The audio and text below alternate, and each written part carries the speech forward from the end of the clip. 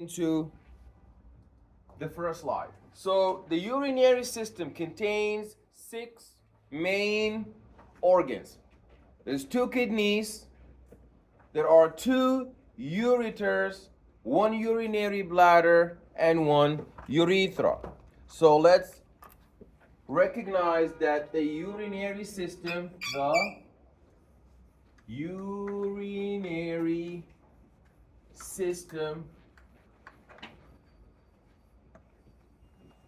is comprised of 2 kidneys with, you see these triangular hats on the top of the kidney. What's the name of that hat?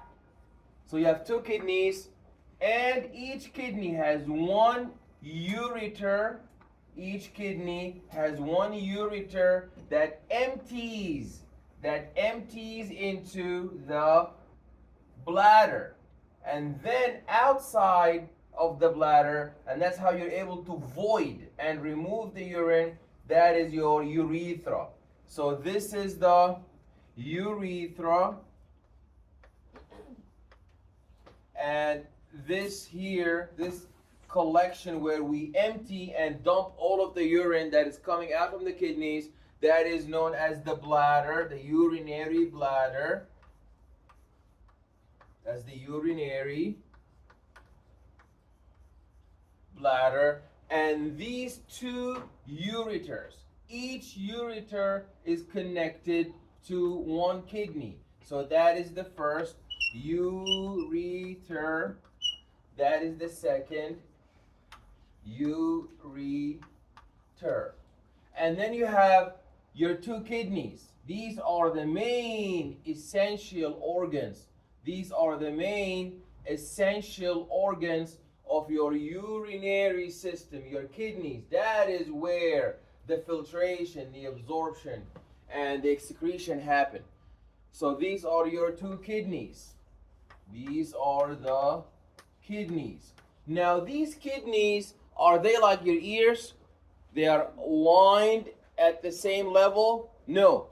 The right kidney is a little bit depressed, is a little bit below to the bottom. So your urinary tract looks more like this, where the left kidney is more at the top and the right kidney is a little bit depressed to the bottom. Why is that? Why is the right kidney depressed to the bottom when compared to the left kidney? Why is the left kidney more elevated and the right kidney more depressed? So your kidneys look like that. The right kidney is a little bit to the bottom while the left kidney is a little to the top. Why is that? Because yes. Excellent. So it's because the liver looks like this. So the liver is pressing down against your right kidney, bringing it down a little bit. So on the lab practical, you're gonna see a number here. So do you see these 2 triangles that I drew for you up here? These 2 triangles here. What do we call these 2 triangles? No, that's not the pancreas. You don't have 2 pancreas. There is 2 of them. These are 2. The pancreas is 1. Excellent. These are the adrenal glands. So these adrenal glands sit on the top of the kidney, and they are very important for secreting hormones, essential hormones, to regulate the metabolism of carbohydrates, to regulate the blood pressure, and also to regulate the essential sex hormones for males and for females. These 2 triangles here. So when you see a number up here, what is number 1? That is your adrenal gland. That's your adrenal gland. What is that here? These are your kidneys. These are your kidneys. And there is an indentation. You see this indentation right here. This indentation in green. This indentation that looks like a inlet It's both an inlet and an outlet. You see, things are entering and things are exiting. What's the name of this region? That's the hilum. The hilum. The hilum. The hilum is just a location where blood vessels, so that's your hilum. You see? That's the hilum. This indentation here, this curve in which you have your blood vessels, you have your veins exiting. Are the veins entering the kidney or are the veins exiting the kidney? Veins. What do you think veins are doing? Do you think the blood is entering the kidney? The red blood is entering the kidney, or do you think the red blood is exiting the kidneys? Okay, so think about it. Yes. What do you mean? Like if there's some blood found in your Gets filtered out, so dirty blood, not dirty blood, Yes, Ariana. So you have two. You see, you have two tubes. Artery in red, and blue. You have the vein, and you have your hilum. You see the hilum, the site of entry. So red. Is the red entering, is the red blood entering and then the blue exiting, or is the blue entering and the red exiting? The red is entering and blue. Raise your hand if you think red blood is entering the kidney while blue is exiting, or raise your hand if you think that blue blood is entering the kidney and red is exiting. If you think red blood is entering the kidney and blue is exiting, raise your hand. Okay. If you think that blue blood is entering the kidney to get filtered and red blood is exiting, raise your hand. Yeah, that's not true. It is the red blood who is entering the kidney, because red means it has oxygen, it has nutrients. It's good. But remember, there's a little bit of metabolic waste, okay? And there is a lot of sugar that needs to be removed. So it enters and then it exits through the blue vessels. These are your veins. So, what is this huge, this really big red blood vessel? What is that? We saw that in our cardiovascular system. Where are the heart models? Yeah. So you see? Yeah, excellent. That is the aorta. So the aorta exits the heart, and you see how it's gonna make an arch. You have this is the aorta, that's the aortic arch. These three branches go to the head. You have your brachiocephalic trunk. In the middle, you have the left common carotid. On the outermost layer here, you have your left subclavian artery, and then it goes down. It becomes descending aorta. It descends right here. You see, that's a continuation of it. So you have a descending aorta, and this descending aorta is going to become thoracic. I don't think that's the one that's broken. Yeah. And then it becomes thoracic aorta, then it becomes abdominal aorta. So this region here is in my abdomen. That's why they call it abdominal. You see how big the aorta is? I'm sorry. After you said thoracic aorta, what's the next part? Abdominal. It's right here in my abdomen. So I have, you see, it looks like that. That's my heart, and that's my ascending aorta, and that's then my thoracic aorta in the middle, and then you have your abdominal aorta, and then when you enter to your legs, it's gonna bifurcate. The aorta is gonna bifurcate to go and nourish the skeletal muscles of your lower limbs.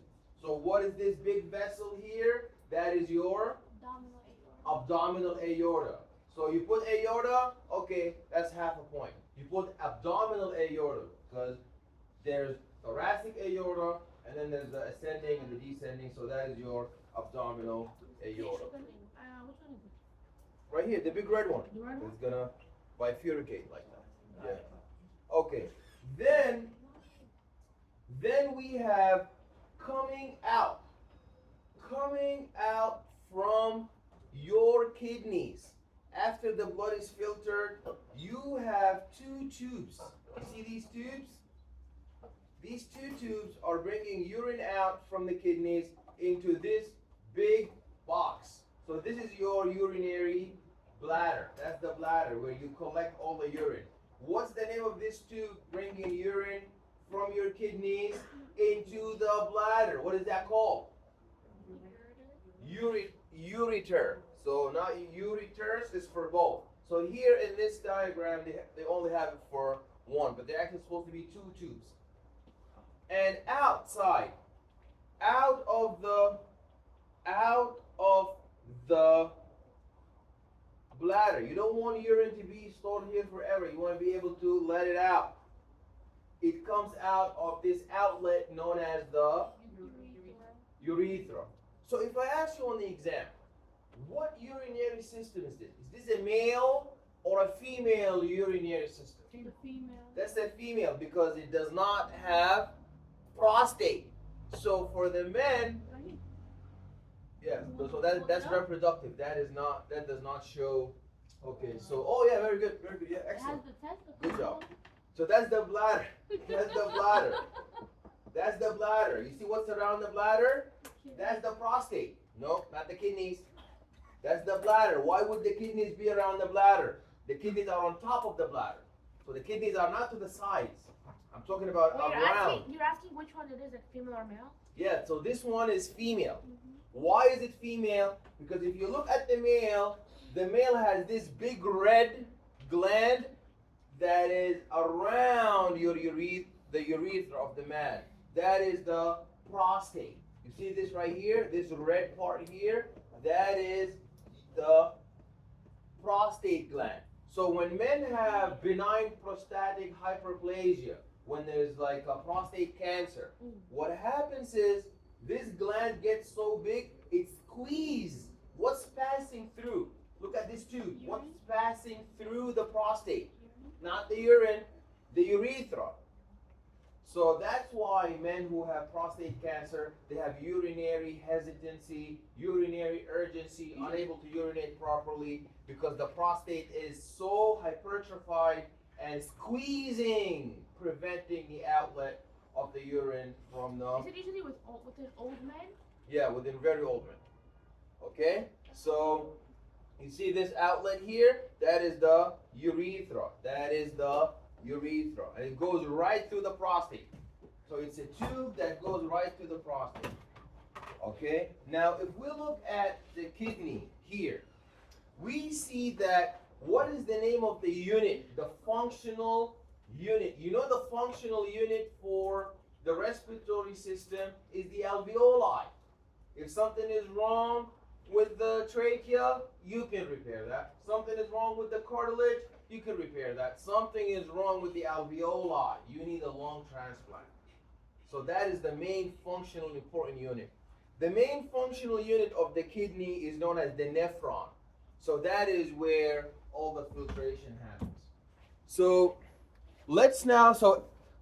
we're now all able to recognize the kidneys, two ureters, and one urinary bladder and one urethra. Okay, so that shows us. You see who's more depressed, who's more falling to the bottom. So if you look at your two kidneys, they are not aligned like your ears. So even. You see one is a little bit down while the other one is up because it's being depressed by the liver. So you see the two hats, the two triangles. What's the name of that gland? That's your adrenal gland. And this is your abdominal aorta. What's the name of this red blood vessel that is branching out, coming out from the aorta, entering into the kidney? That is your renal artery. I mean, how hard to remember that? It's a blood vessel that is going to the renal system. It's called renal artery. What's the blue vessel that's coming out from the kidney? That is the renal vein. And then this blue, what's the name of this big blue vessel here? So now The red vessel is the abdominal aorta. What about the blue big vessel? How many big blue vessels do you have Two. in your body? Two. Yeah, that is the superior vena cava and the. So if this one is right next to your kidney, can that be the superior vena cava? No. No. So that's definitely the inferior. So a sticker here. What is this blue? That is your inferior vena cava, bringing blood up or sending it down. Bringing blood up. Bringing blood up because it's going up to the heart. And the aorta is bringing blood down or taking it up. Bringing it down. Yeah. So the aorta is bringing the blood down to nourish the kidney and the abdomen and your skeletal muscles in your lower limb, in your thigh, in your calf, all the way down in your heel, and then the blood circulates, comes back as deoxygenated blood through the superior vena cava. So that is your superior vena cava.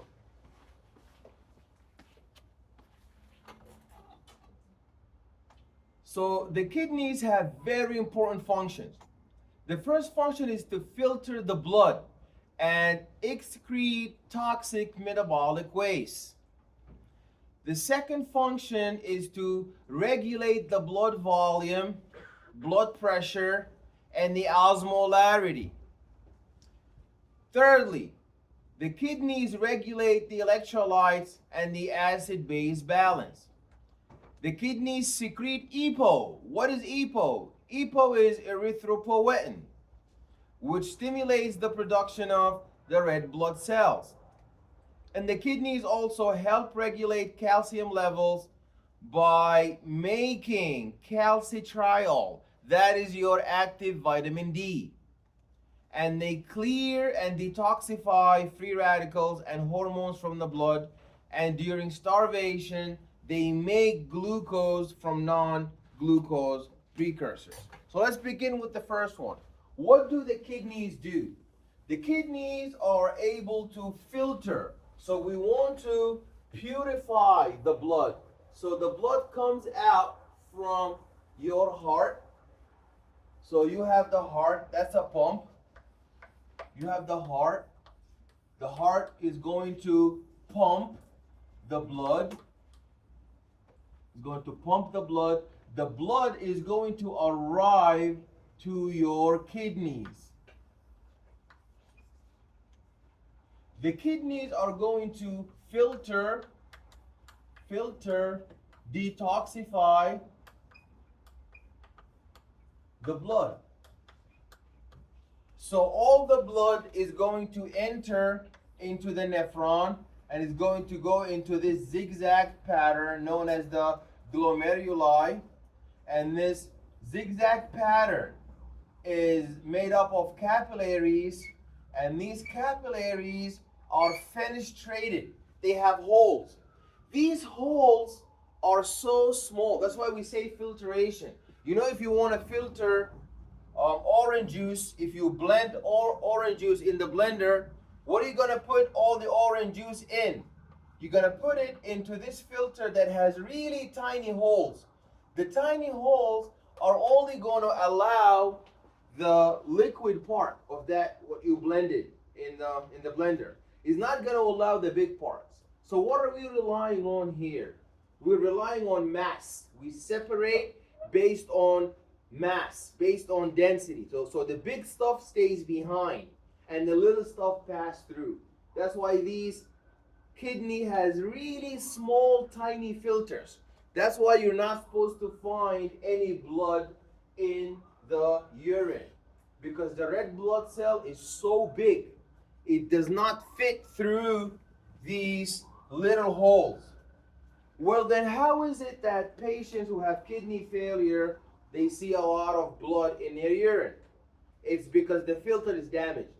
So you know, sometimes this filter that you make the orange juice from, it can get damaged. Now the holes are so big, so now they allow that big stuff that you have blended in the blender is going to be part of your juice. So the same thing, kidney failure causes a defect in the filtration structure of your kidney, and that's how you're going to be able to see red blood cells. So red blood cells are going to leak out into the urine. So you want to make sure that this filter in your kidney does not get damaged. What are the things that damage this filter in your kidney? This filter. You see? These filters here, what causes their damage? Too much sugar, diabetes. So when the sugar starts sticking to the walls, starts sticking to the wall of your glomeruli, that's gonna damage them, break them. So now that's gonna make really big holes through which red blood cells are gonna escape. So you gotta be very careful with the amount of sugar in your blood. The more sugar, the more damage to the kidneys. What's another reason how you're going to have a damage to this filter? Blood pressure. If you have high blood pressure and the blood is spinning in your body so fast, the cardiac output is so fast, and the contractility is so rapid, your heart is contracting so much and so fast, what happens? It hits the walls of your kidney glomeruli so fast it damages them, so that it makes the holes really big, and that causes the red blood cells to leak out into the urine. What are two causes that could lead to a defect and a damage in the kidney structure responsible for filtration? Give me one scenario as to what may cause damage to the kidney filtration structures that's going to lead to escape of really big things that were supposed to not seep through and leak out into the urine. Yes?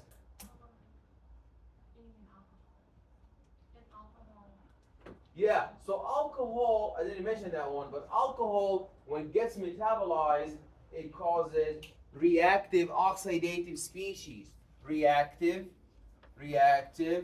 oxidative species. Remember in the lab when we did the peroxidase, we said we want good enzymes like catalase, or gonna dismutate, they're gonna mute down this really active free radicals who are going to have extra electrons, they're gonna damage the tissues. So we're gonna need to use antioxidants. We're gonna need to use enzymes that are going to suppress these overtly active with their electrons, these reactive oxidative species. So that's very true. I didn't mention it, but it's true. From the one that I mentioned, what did I say? Diabetes. So too much sugar, how is diabetes gonna cause kidney failure? The blood. It latches on. So what latches on? The sugar. The sugar, excellent. So the too much sugar is going to start latching on into the walls of the glomeruli, breaking it and damaging it. Very good. What's another, yes, you had a question? What's kidney stones? So kidney stones, that is when somebody is not dehydrated and the salt in your body, calcium salt, start to clump up together because you know water. Sugar and salt,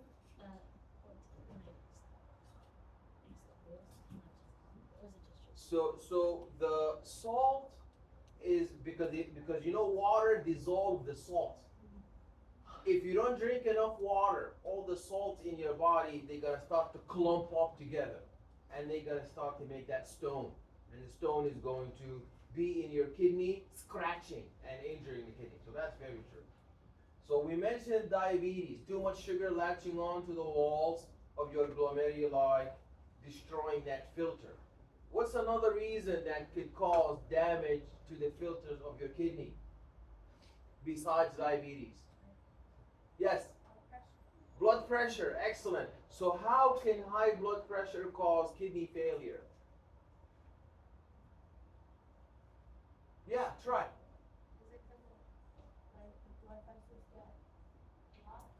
They get what? I can't hear you.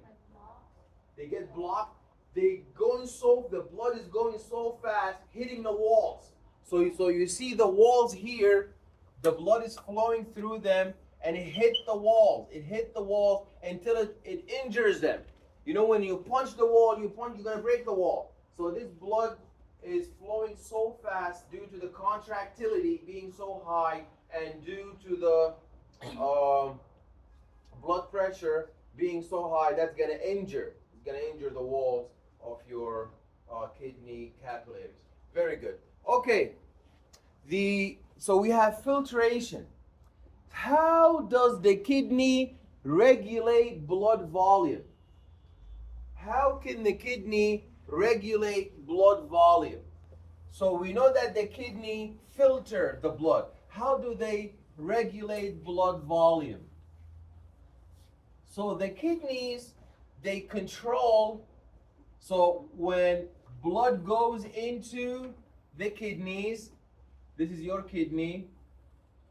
When blood goes through your kidney, it gets separated into two different compartments, 1 and 2. Who's 1 and who's 2? 2 is urine. So the blood goes in, the blood goes into the kidney. The kidney is going to filter the blood, and then it exits in one of two routes. Either it's going to go back into the blood in the body, or it's going to go into the urine. So, how can the kidney manage and control the blood volume? So, if you have high blood pressure, if your blood pressure is so high, you have high blood pressure, and plus, everything, blood pressure so high. What do you think the kidney can do to help out? The kidney is going to start stealing water from the blood, throwing it into the urine, leaking water from the blood into the urine. So how can that help out? When the kidneys start taking water from the blood into the urine, how can that help out? So by lowering it? By lowering what? Don't say it. The blood pressure? So how is it going to lower the blood pressure? By removing water from blood. So the blood volume is going to decrease. You had a lot of blood, and now you're peeing it out, so the blood volume going to go less. So that's going to drop your blood pressure. What about the opposite? If you have low blood pressure now you don't have high blood pressure, you have low blood pressure, you have minus. How can your kidney help out? Excellent. So now your kidney is going to start taking water from the urine into the blood. Taking water from the urine into the blood, and now it's going to make the blood volume less or more. So now you're going to have a lot of blood because the blood is mixed with water, and now that's going to make your blood pressure go up. So do you see how your kidneys are able to control your blood volume and blood pressure? Yes, Amapol. Where are those tubes in the kidney? So these are not tubes. These are two paths.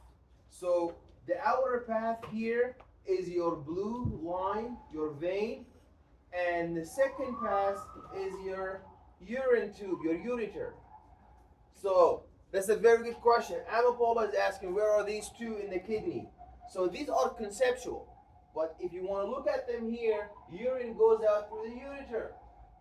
So if you want to go to 2, you go down to the ureter. Because they all come out of the hilum. You see, they all come out of the hilum. They are all coming. There's 2, but in this diagram there's only 1. So you see, if you want to go back to the blood, you go in the blue. If you want to go in the urine, you go in the yellow. So how is it going to take the urine to play back to the blood if you have hypotension? That's here. That's happening inside the nephron. So we're going to see in a little bit. In the nephron, you're going to exchange. You want water, you reabsorb water from the urine into the blood. You want to get rid of water, you throw away water from the blood into the urine. Okay, we're gonna see it in a little bit. Yeah.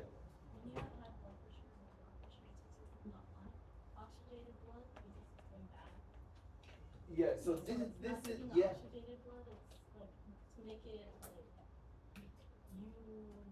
don't know like what's the word, but they take it from the deoxygenated blood. Because there's only one blood leaving. So if you're entering oxygenated, full of oxygen. because the kidney itself need oxygen. Blood one would be the oxygen. So blood, yeah, that would be the blue. Excellent. So the blood one, because you're gonna return to the heart. We don't have good blood returning to the heart. We will only have one kind of blood that's gonna go back into the heart, into our right atria. So that's vein. So it's either you're gonna go back into the bad blood, who's gonna go to the heart, or you're gonna go out into the urine. Depending on what I'm suffering from. I have 2 blood pressure, I remove water, I calm down my heart. If I have too little blood, I hold back the water, I take it from the urine, throw it back into the kidneys. So, yeah. Deoxygenated. Yes? You had a question? Anybody have a question? Okay. So you should be able to tell, how can the kidney come to my help if I'm suffering from high blood pressure? From the urine. And if I have low blood pressure, take water from the urine and put it back into the blood. Okay. Number 3, they regulate electrolyte and acid-base balance. So same thing for water, we do it for acid. What is acid? Acid is hydrogen proton. So let's say I'm suffering from acidosis. If I'm suffering from acidosis, does that mean I have too much hydrogen proton, or does that mean I have too little hydrogen proton? I have too much. So how can the kidney help? How can the kidney help get rid of this hydrogen proton? Putting it into the urine? Excellent. So now the kidney is going to start saying, oh, you have acidosis. Your pH is too low. We need to take hydrogen proton from the blood, throwing it into the urine. And then that's why in urinalysis, if you look at the urine of a patient and it has so much hydrogen proton, you know that patient is suffering from what? Acidosis. What about the opposite? If the patient is suffering from alkalosis, meaning too little hydrogen proton or too much hydrogen proton. Is alkalosis too much hydrogen proton or too little hydrogen? Too little. So now how can your kidney help this problem? By taking hydrogen proton from the urine and putting it back into the blood. Excellent. By preventing the leakage of hydrogen proton out from the blood into the urine. That's why a patient with alkalosis, urinalysis, when you look at their urine, you're going to see that it doesn't have a lot of hydrogen proton because the kidney is holding it back because we need it. Okay. The same thing, not just for the hydrogen proton, also for potassium, for sodium, for calcium, for chloride, any electrolyte that you think of. If the kidney does not need it, it's going to start throwing it in the urine. If we have so much potassium, We have all of those in the urine? you have all of those in the blood. But if you have too much potassium, the kidney is going to throw it out in the urine. You have too little potassium, the kidney is going to hold it in. You have too much sodium, the kidney is going to throw it in the urine. If you have too little sodium, the kidney is going to hold it back. You have too much calcium, the kidney is going to throw it in the urine. Too little calcium, the kidney is going to start holding it back. You have too much hydrogen chloride, the kidney is going to throw it into the urine. If you have too little hydrogen chloride, the kidney is going to hold it back. So you see now, the kidneys, not only are they controlling acid base, the kidneys are also controlling electrolyte balance. Then, what are all the kidneys doing also? The kidneys are releasing EPO. What is EPO? The kidneys are releasing EPO. EPO or EPO stand for erythropoietin.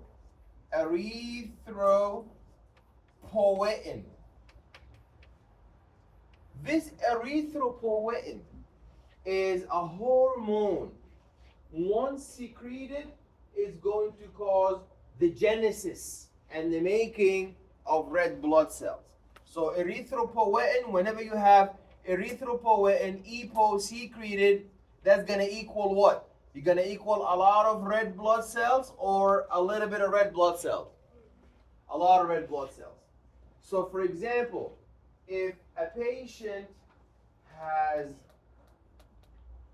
been living in the mountain, up in the mountain, and in the mountain, up as you go up in the atmosphere, is the oxygen level gonna go up or down? It's gonna go down. That's why in the airplane they have an oxygen pump. So somebody living up in the mountain, there's not a lot of oxygen to breathe. So the kidney is gonna sense that the saturation of oxygen in the blood dropped or increased? Dropped. When the kidney sense that oxygen level, the oxygen saturation level in the blood has dropped, is gonna secrete EPO. What is EPO gonna do? EPO is gonna cause your bone marrow to make more red blood cells to accommodate as much oxygen as possible. Do you understand? We are making more available. You know, the red blood cell is a carrier. It's just a carrier. The red blood cell is an Uber carrying oxygen. So your EPO is just gonna think that there is not enough oxygen. Let me make more red blood cells so I can accommodate more oxygen in my blood. The problem is sometimes some patients, when they smoking a cigarette, smoking the weed, what happens is the cigarette and the weed, they stop your hemoglobin from releasing oxygen. So imagine you're in a car, in the Uber. You want to open the door is locked. You're in there, but you just can't get out. That's exactly what happens in blood of smokers.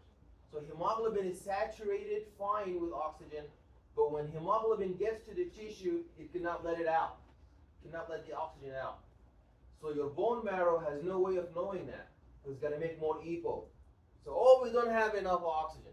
Let me make more red blood cells. Let me make more red blood cells. So the blood of the smoker is so thick like honey, so gooey, so thick, they get a lot of blood clots.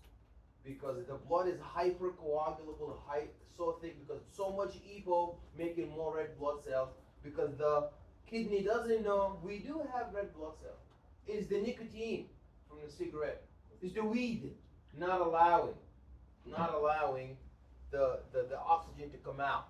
So now this is why they always get heart attacks and they get heart blocks, because of the blood is so thick because of the weed and the cigarette. Why are you smiling?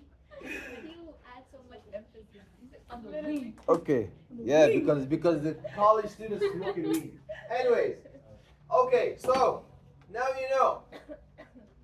Why do we make EPO? Why is EPO important? When you don't have enough oxygen, so they make people allow oxygen to flow through your body. So EPO makes red blood cell. From the name, erythropoietin. So don't go very far. Just the name is simple. Erythro like erythrocyte, red blood cell. Poietin is a maker. Erythrogenesis, it makes red blood cell. So patients who have lung fibrosis, the lung is not, the alveoli have been damaged. So they have COPD and they cannot exchange oxygen. So they take a deep breath. So the air goes inside the lung, but it cannot go in the body. But your kidney has no way of knowing that. Your kidney will assume there is no oxygen. Let me make more EPO. Now the kidney make EPO, and now you have a lot of red blood cell. But the issue here, he's not smoking the cigarette, he's not smoking the weed, he's not doing anything. He's not doing anything bad. It's just his lungs. It's just his lungs are not exchanging the oxygen successfully. So they get hypercoagulable, really thick blood. So it's important for you to know that one of the jobs, people think kidneys are just there for peeing. No, they're there for a lot of things. As we've seen today, they regulate acid balance, they regulate electrolyte balance, they regulate blood volume. Okay, they regulate red blood cell count. Okay, so a patient who have anemia, they're always able to they need a lot of EPO. Some people, they have cancer in their bone marrow, so EPO, they are unable to make EPO, so they get injection. They get exogenous injection of EPO.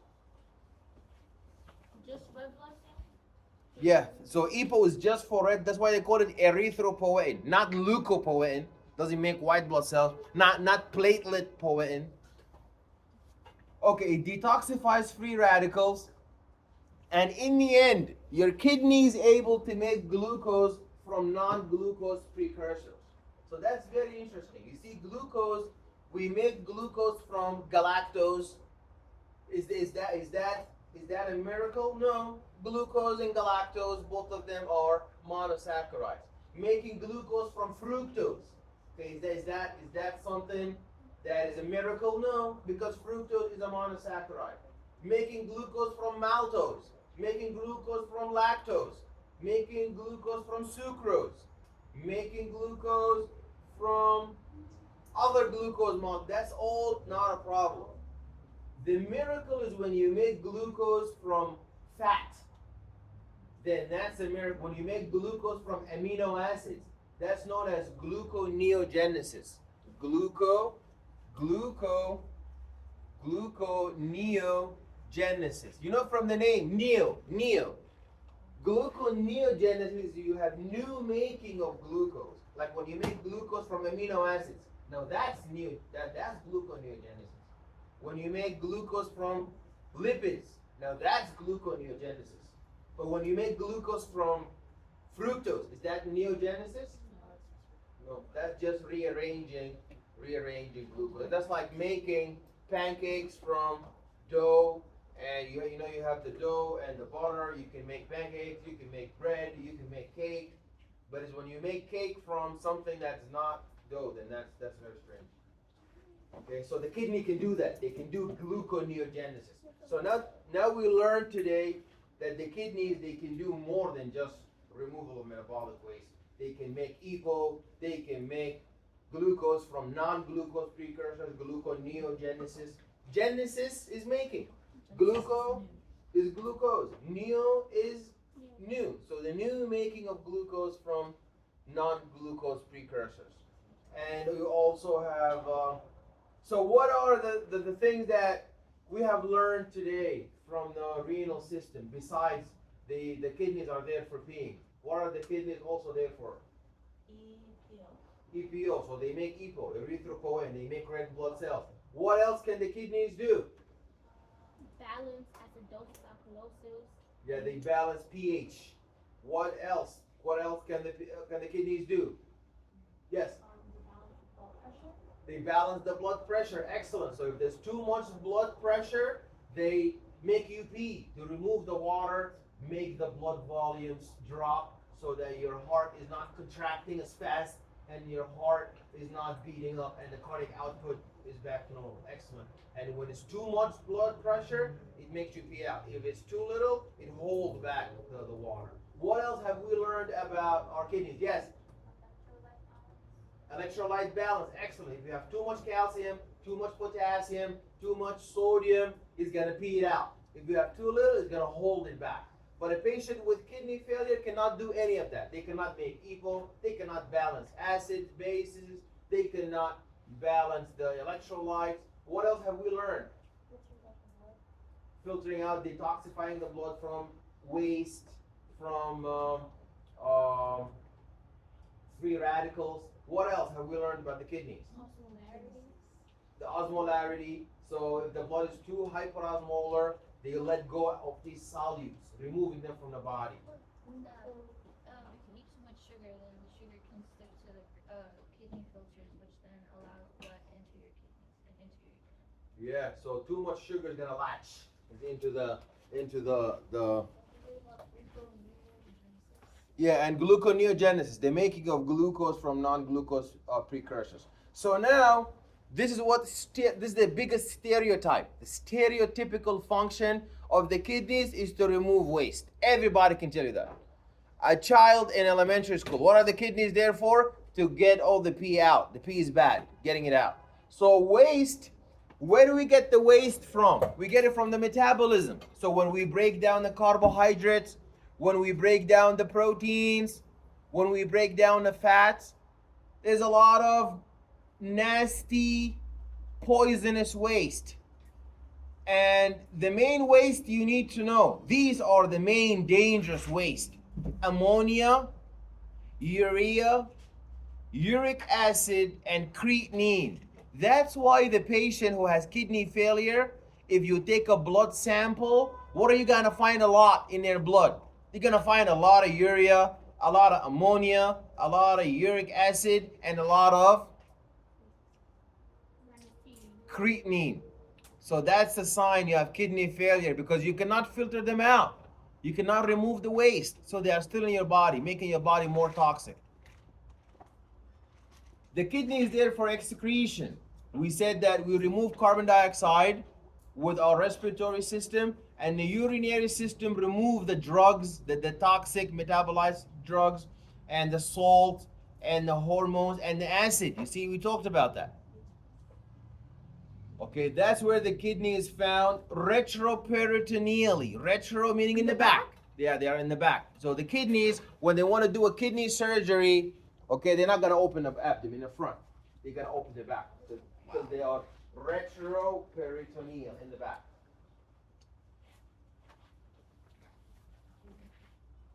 Okay, so that's our kidney. You see, this is a fibrous capsule. You see these fibrous capsules all over the place. Your heart has a fibrous capsule around it to protect it from damage. Your lungs have a fibrous capsule around them to protect them from damage. Your stomach has a lot of fibrous capsule. So is your kidney. So we always have fibrous capsules around our visceral, soft tissue to protect it from damage. You see now, these are the pyramid. You see, they look like a pyramid. These are the pyramids of your kidney. They filter out the blood. Wouldn't that be somatic tissue? The kidney is the kidney somatic tissue. The fibers. The fibrous tissue. So no. Visceral. Somatic.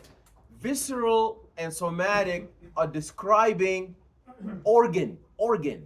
This fibrous tissue is a protective casing that is protecting the organ. So when we describe visceral versus somatic, we're describing the organ, not the capsule. So if you wear a metal jacket, does that mean you're made of metal? No. So that's just a capsule to protect you, like a helmet. Okay, a helmet is not part of your head. You don't walk around with a helmet. You wear it when you're in a motorcycle. So you see, this is the pyramid, and you see the urine comes out in, the sink, the bathroom sink. So you have three big sinks. The little sink is known as the minor calyx. So the urine comes out into the tiny sink, the minor calyx. Then the little minor calyx are gonna drop their blood, are gonna drop their urine into the major calyx. Then the major calyx is gonna drop the urine in the biggest sink ever, and that is known as your pelvis.